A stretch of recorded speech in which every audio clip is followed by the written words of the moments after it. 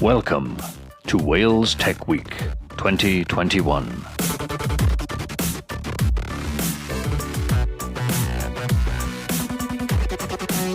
Thank you to our partners.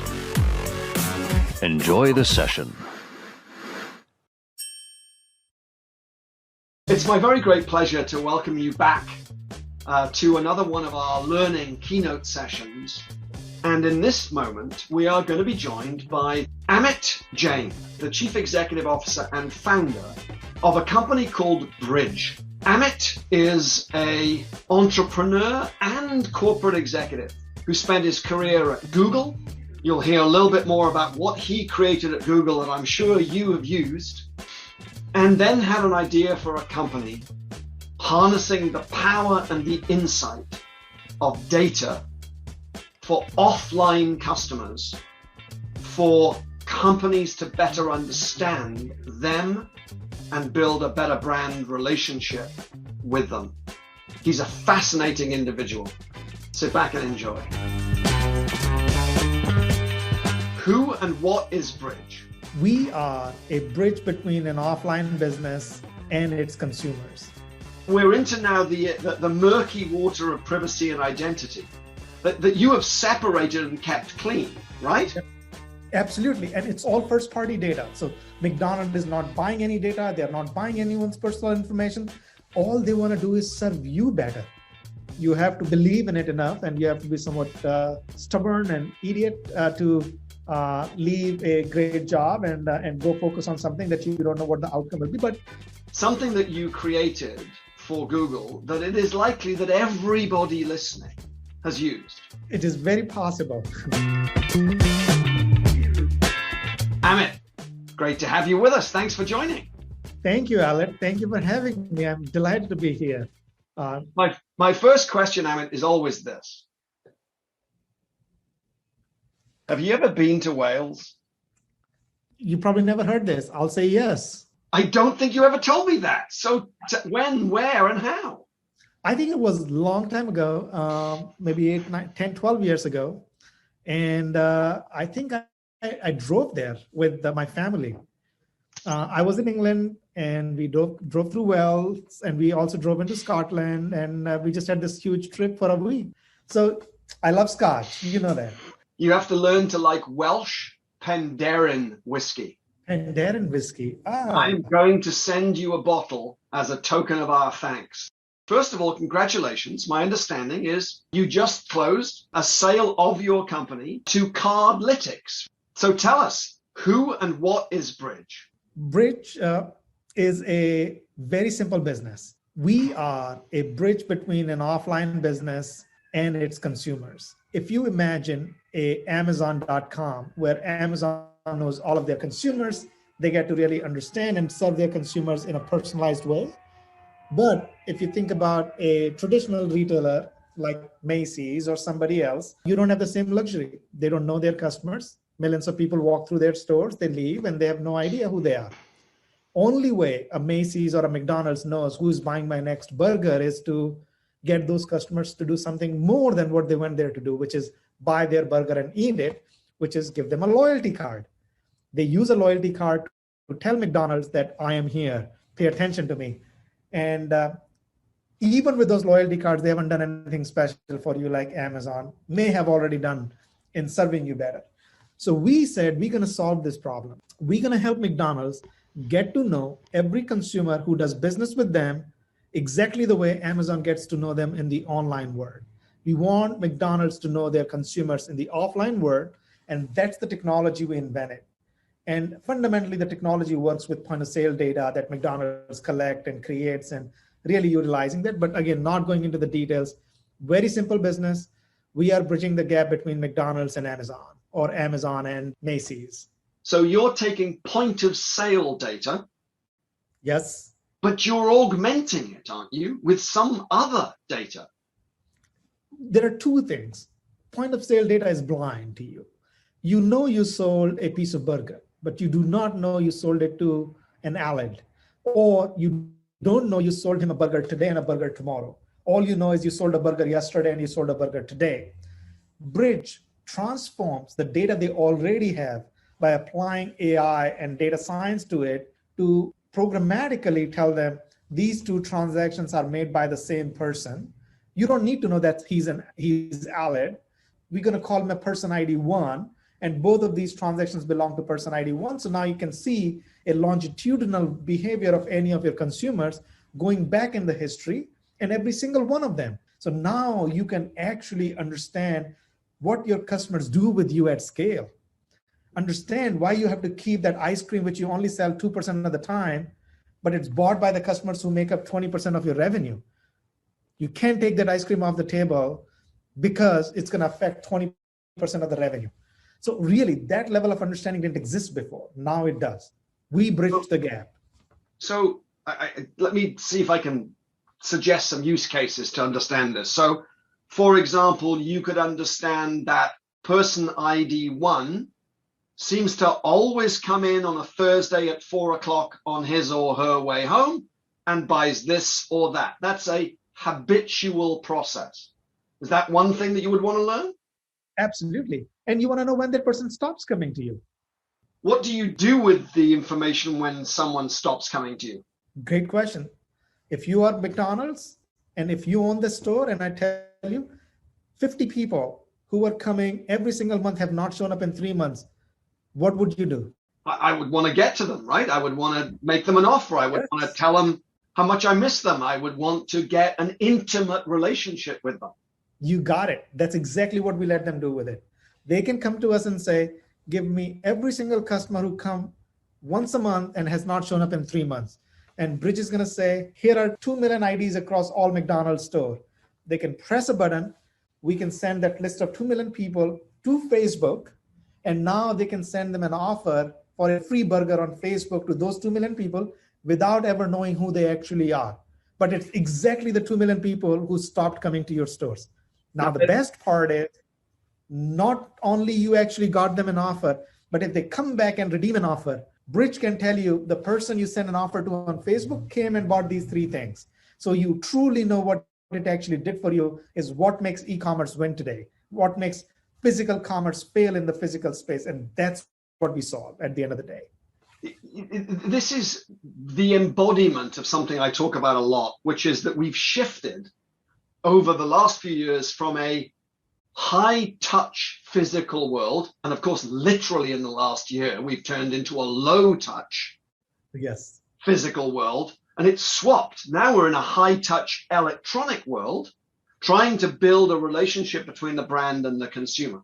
Here you are bridging that gap. But I think there's something else that is very noticeable in what you've just said. And that is that McDonald's doesn't need to know your name, right? We're into now the murky water of privacy and identity that you have separated and kept clean, right? Absolutely. And it's all first party data. So McDonald's is not buying any data. They're not buying anyone's personal information. All they want to do is serve you better because you're already shopping with you. So all they are trying to do is take the data they already own and have rightfully. We help them transform into a place where it's much more meaningful for them to understand what this person is doing with me. And then I can react for changes in their behavior to serve them better, engage them better, understand their issues. And that's how I win. That's what we are changing. We are changing the consumer experience for the future of retail. And that's what data enables you to do. It's the new oil for your business. That's your brain. Give us some sort of data points, right? So the size of, I don't know, the data mine that you have or the reservoir of data that you've got. Is there a sort of sense of scale that you can give us? Yes, I can give you a few things, and some of them are publicly available information. And for example, Starbucks is one of the finest businesses when it comes to loyalty program. As we all sort of understand, it's one of the highest frequency businesses. They publicly announce as part of their earnings release every single quarter how many loyalty members they have active. And I believe the most recent earnings release, they said they have about 21 million active consumers. What is your guess? How many people actually shop with Starbucks every single year? In the United States? Yes. Population of 350 million, I would say something extraordinary like 240 million. Let's just call it even 200 million or even 150. If you know 20 million consumers for a business which consumers come every single day of the week, out of 150 million, it doesn't work. But if Starbucks were to have Bridg, and if they had 150 million consumers, they would know 140 or 30 million of them through Bridg. Now they can understand their consumer base at scale. That's the scale we bring today to any consumer or any of our clients. What kind of terabyte of data are you managing on a day-to-day basis? Is it something that you can tell us? Yes, it's not terabytes anymore, it's in petabytes. And if I'm not mistaken, we are probably close to 2 or 3 petabytes of data we manage across all of our clients today. But of course, we keep it in a very interestingly designed system where it's very secure and inaccessible and encrypted and all of the other things that you have to do with it as a responsible company. But ultimately, we get to see every transaction at every store by every day, essentially across our entire client base. And it's our responsibility to make sure it's treated like our own data. We are part of their team. Look, the success of your business has now been proven with this recent liquidity event, and I think it's publicly known. You can look you up. Congratulations, you sold the business for 350 million, and I believe you're staying with the business. So huge congratulations to do that. But how did you get this idea? Like, where did it start? Learning and seeing a lot of things at Google and how the world of digital commerce was completely reshaped by Google. And I was there in 2006, still early years for Google at the time, and got to see that whole experience. And every time you try to go to a physical retailer, they were just completely poles apart. And it just really created a thinking in my mind, like why no one is helping them and everybody wants to solve for that new e-commerce business. So at some point in my journey at Google, I decided to go and solve that problem myself, because it's not that terribly important to Google in those days, because Google is still so focused on their own business. And again, I did not know how I'm going to approach it, but you have to believe in it enough, and you have to be somewhat stubborn and idiot to leave a great job and go focus on something that you don't know what the outcome will be. But I enjoyed it. I spent 2 or 3 years of pure science, not a single revenue, not a client, trying to get access to data, trying to understand, can we create this consumer-centric view from a data that is very transactional-centric, doesn't have any consumer identity into it. But once we got to it, every CEO I took it to, they jumped off their chair. And that was the energy that fed me back to me. It didn't matter how much money we made as a company. What mattered is every CEO paid attention to what this thing is. And they all wanted it because this was their brains. It's not another tool. This is what was going to give them the brains to compete with an Amazon. So there's a moment where you leave Google, and we're going to come to Google in a second and your career there. But you leave Google and you're set up on your own. Do you start literally on your own? Do you have people around you? Do you raise money? How did it start? How did it grow? Yeah, so I'm an engineer. I have been an engineer all my life. And at Google, I was the business leader for the products I created for Google. But ultimately, when you leave, you are mentally already in a state where you kind of know what my next step and 2 and 3 are. You don't know your entire path, but you kind of know your first, second, third step. And my first step was to get access to some data. And in order to get access to data, nobody's going to give you data unless you can give them something of value in return. So I knew my very first step is to create what is it that I'm going to give them if they gave me their data. So when I left, I had mentally designed that in my mind. And when I came out, I went to my friends who I had worked with in the past. And I said, I have an idea. I would like you to design it for me because I'm not a UX designer. I'm an engineer. But if you can help me craft the idea, I can do it. And I said, but I don't have any money to pay you. Would you work for some phantom stocks in something that may never be worth anything? I bet they're glad they said yes now. They are definitely are. And he's a great friend of mine even today. But he said, I'm going to do it. And he designed it for me. I got what I needed to go take it to a CEO or two. Coming from Google, it is helpful because everybody takes your call. And having built the network while at Google, I think it made it easier to tell the story to somebody who might pay attention. And once the first guy said, I will take that if you can deliver it to me, I said, great, now I need your data because I haven't built it yet. But good news is I'm not going to charge you a penny. Give me the data. But what I didn't realize is it's going to take me 4 years to actually get there. Because when you start the business, you think you're going to be there in 2 months, 3 months, 4 months, and there's a ton of energy in the beginning. But as time goes by and you haven't seen the success or you haven't solved the actual problem, people start to lose energy and the interest and the morale, and you have to keep it up. I mean, that's challenging, and you're still not able to pay them. So everybody's looking at it as like, hey, I could be making $200,000 on that job and I'm working here for nothing, more or less ramens.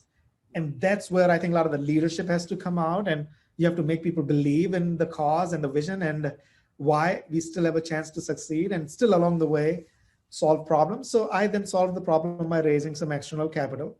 In early days, my first round was relatively easy, and it's all because of Google experience, Google background. People funded me without a pitch, and I'm very thankful to each of them. Without them, none of this would have started. My first investor was my ex-boss, who brought me to America, and he wrote me a check, and he was like, whatever it is, go do it. And you need that support. It's not just money, it's the confidence that drives you. So really, a lot of that has to come together for you, but you start the journey, it all comes together. Don't plan for it all. So just take us back. So you were born in India. I was born in India. You studied in India. I studied in Nagpur, which is a city in India, state of Maharashtra. I got a degree in engineering. I was recruited by a company from Los Angeles for an office they wanted to create in India. So they hired me from the campus interview. I think I was their first hire because they had not really created an office. They were all living in an apartment. So I interviewed there and I just loved what they were going to do. I took the job, but 2 months in, they said, we need you in the United States. If you want this job and keep this job, you have to show up there. And that's how I got here. I really did not have a very active or proactive intention to be here because I didn't speak English, and it was very fearful for you to go to a country where you don't even know the language. I knew my languages, which is C, C++, but that's how I ended up here. Yes, you knew the linguistics of coding. And then, if I'm not mistaken, you did your postgraduate at UCLA, which is a very prestigious place. And I think you graduated with more than a few honors. Yes, I was lucky and thankful for the opportunity. I think what ended up happening is once I came to US, I was able to learn the business the company was in very quickly. And they still had aspirations to build a bigger office in India. So they asked me to go back to India and hire a lot of people for them and help build that office up. And I ended up working on, I don't know the exact number, but my guess is over 100 hires in a year, training them, setting them up. So you get a lot of great experience. And then I came back here. But that journey had sort of taught me the business side, which as an engineer, you just don't get exposure to. And that's when I thought I should probably get an MBA. I asked my boss, or the founder of that company, that, hey, would you recommend me for an MBA? Because if you did, they would pay attention to my application because I'm not going to have a lot of other things. So he did, and UCLA gave me a chance, and I went into the program. I couldn't afford the program, so I had to find somebody who would pay me enough to afford the program, and I met somebody who was willing to pay me that, but he was starting another startup, and he said, Amit, you join my startup, we do this together, but I'll cover your MBA. But you're going to get a better MBA on the job. So I was like, great, I don't need anything else. You pay for my MBA, and we're going to do this startup. And we did a startup together. It was called savings.com. We ended up exiting that to Cox Media. Great outcome for everybody. And I got my initial entrepreneurial training as part of the founding team of savings.com. Another interesting thing in America is capitalism helps. It gives a guy from a country so far away a chance to go build a business, which I could not have expected in India. So it only happens in America. And I think that's what countries need to learn, right? Create those opportunities, even at the university levels, like fund at a smaller level, let them get to a new level, and then the capitalistic society will come and take it to the next level. Well, this is one of the things that Wales, I think, needs to really double down on, and that is creating the grassroots momentum, because that's where it starts. One of the things that's most fascinating about you, as I've got to know you over the last few years, is something that you created for Google that it is likely that everybody listening has used. It is very possible. What I created for Google is part of their search. So if you have searched for products that essentially produce a sponsored ad unit in a box on the top of the search page, like your flights results or something else in there, that's something I created, was vertical search product for Google. And those days I believe that, and again, these are early days for Google. And my belief was, if there is a query from user that we can answer better than sending them to a bunch of links to click on, I think it is a better user experience. And if we can monetize that process, then it's win-win for both sides. So I essentially got lucky where Google supported. They always believed in follow the user, do what's right for the user. And because of that, they didn't care about advertising revenue. It could mean in terms of loss for them because you're competing or taking off the advertisements otherwise. And it worked out great. I think it turned out to be a great journey for me, and really taught me the word that otherwise I couldn't have learned anywhere else at any other company. Now, you also worked for some pretty interesting people at Google, right? Susan, right? Who's now the CEO of YouTube. Wasn't Susan your boss for a period of time? Yes, I worked very closely with her, and she is fantastic. She was also an Anderson alum. So I was her junior from the same school. She was fantastic. She was amazing. I interviewed with her as well before I was hired by Google. I truly enjoyed my time with her. And I also got a chance and opportunity to work with Marissa as well. And she was fantastic as well. There is something, is there not, about being surrounded by people, if you are open to it, their greatness has a moment or two where it can rub off. And to be close to mentorship like that, Amit, is a real gift in careers. If you were to pick one or two real leadership qualities of theirs, or something that they taught you that stayed with you, what would you remember? What do you hold dear? I think really the biggest thing that I took away from Google is everybody on their team was smarter than the next person. And not only they hired the very best, but they actually gave them the runway to exploit the talent they had. And that decentralization of the decision-making process, making you feel like you are the CEO of the project or the business or the product you're running, and letting you run with that at that level, giving you the support every step of the way, I think created me the way I work today. Yes. If you hire very smart people, you got to let them do what they will do as a very smart person. And I think that really has been a blessing for me throughout my journey. Otherwise, as an engineer, you become very data-driven, very different in your approach. But I think that's what I took away from Google. And Google has luxury. Everybody's smart. So no matter who you put on the team, you're not going to make a mistake that easily. I want to go back, though, and just push you on an answer. And that is, was there something about Susan's leadership or Marissa's leadership that you remember? They were both very similar in many ways, and of course, different in many other ways. They were both able to go into the level of details that you would expect from an engineer or a product person, but at the same time, they were both able to stay very up on the top. I remember having whiteboarding sessions with Marissa where we designed the user experience together versus staying 50,000 feet above it and judging it in the context of everything else. And I think that range is incredible, even at that scale of Google. I want to switch to the sort of the closing session of our interview, Amit, and talk a little bit about data itself in broad terms. There's a concept that I think is very real in this day and age, is that data is almost an asset on the balance sheet now. Maybe even should be considered an asset on the balance sheet. You've talked about data as the new oil. Your life is surrounded by data. When you think about artificial intelligence, machine learning, it's going to change the world. It is changing the world. Firstly, do you have any fears or concerns? And how should society think about it? I live in data, and I actually think there is nothing to fear about, or there are no concerns that I personally, this Good. does not keep me up. I think a lot of the issues generally are a little more overblown than the reality is.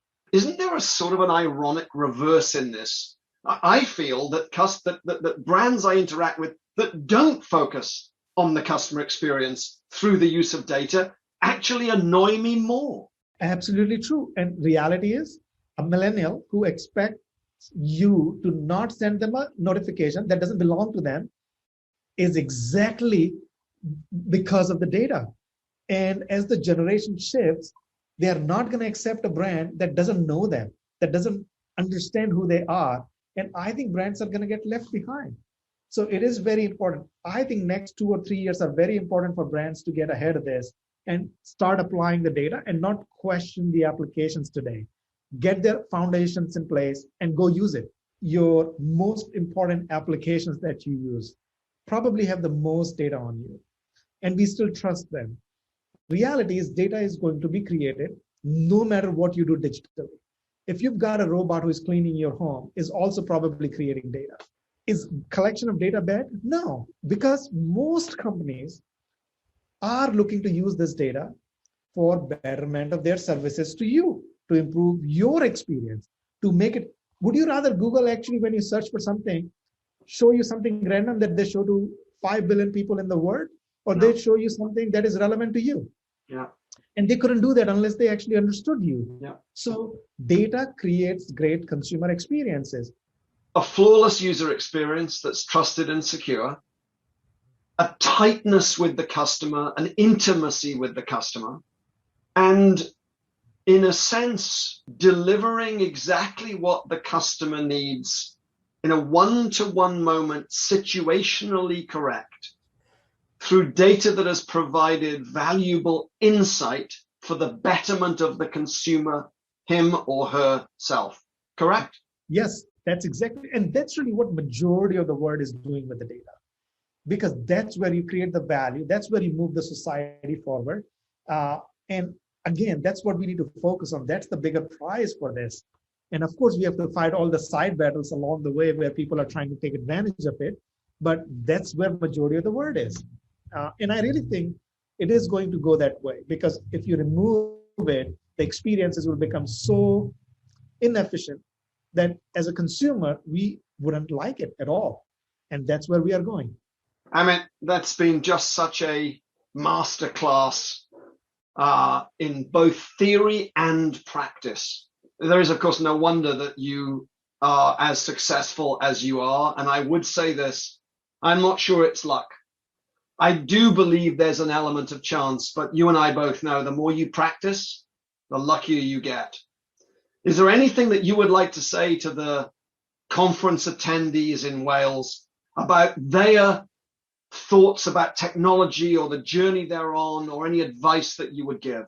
Only one advice: follow your dreams. It doesn't matter what it is. You do what you love to do. Your job got to be your hobby. And that's when you become the best at whatever it is. Best chefs are the best chefs in the world. It's not a bad thing to be a best chef. So it doesn't matter what it is. You want to be the best at it. And that's really all I will say. Follow your dreams. And that's the only way you can be best at what you do, because you love it. You wake up every day to feel like I want to go do it. But other than that, I really don't think there are other formulas other than that.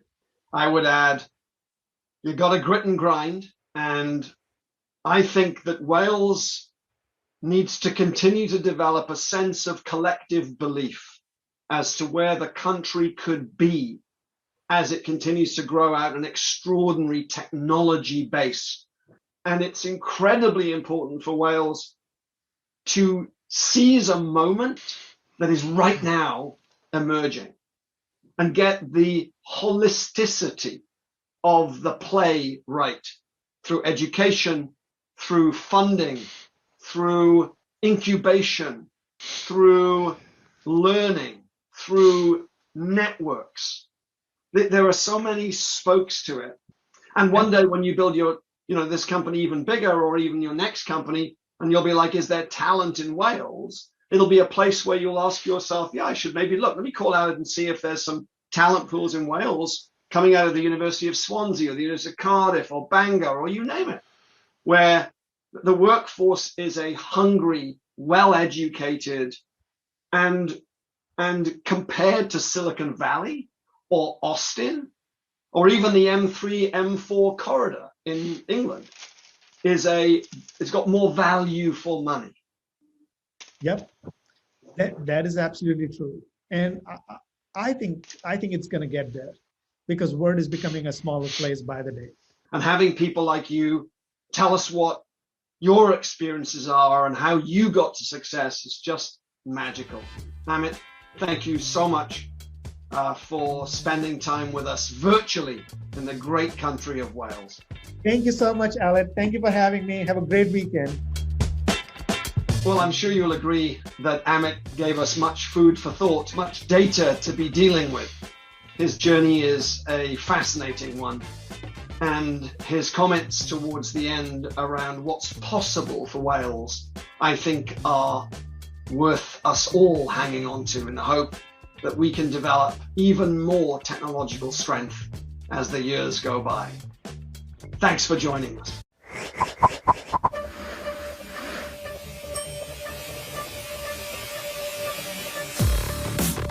Thank you for watching. Rewatch all of our sessions online. Thank you to our partners.